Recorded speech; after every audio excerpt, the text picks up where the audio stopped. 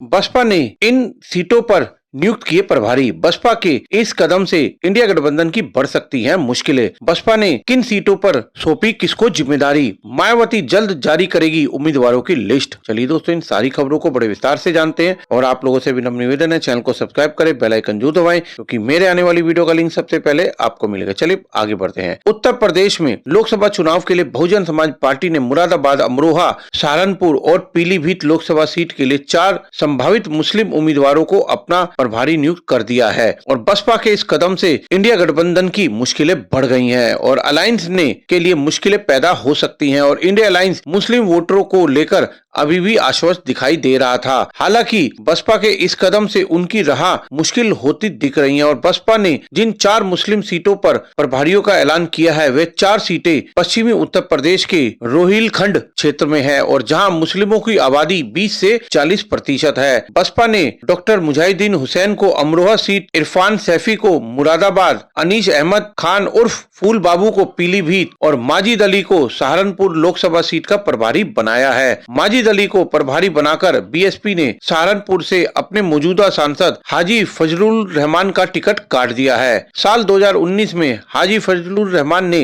Bharatiya Janata party के राघव लखनपाल को मात दे दी थी। अंग्रेजी अखबार के अनुसार बसपा ने एक नेता का नाम ना लेख प्रकाशित करने की शर्त पर कहा है कि पार्टी हाईकमान से वार्ता के बाद संभावित कैंडिडेट्स को लोकसभा सीटों का प्रभारी बनाया गया है और प्रभारियों को उनके लोकसभा सीट में चुनाव अभियान शुरू करने के निर्देश भी दे दिए गए हैं और निर्वाचन आयोग द्वारा जारी चुनाव की तारीखों का ऐलान करने के बाद बसपा सुप्रीमो मायावती लखनऊ में उम्मीदवारों की लिस्ट भी जारी करेंगी। उससे पहले अपनी लिस्ट के ऊपर पूरा होमवर्क वो कर रहे हैं और इन सीटों पर एनडीए और इंडिया अलायंस ने अभी तक अपने उम्मीदवारों का तो ऐलान किया ही नहीं। पीलीभीत की करे तो साल 2019 में भारतीय जनता पार्टी ने वरुण गांधी ने समाजवादी पार्टी के हेमराज वर्मा को हराया था। उस चुनाव में सपा और बसपा का अलायंस था। मौजूदा चुनाव के संदर्भ में बसपा ने पीलीभीत लोकसभा सीट से अनीस अहमद खान उर्फ फूल बाबू को प्रभारी बनाया था। साल 2012 से 17 के दौरान बसपा सरकार में वही मंत्री थे। अहमद खान उर्फ फूल बाबू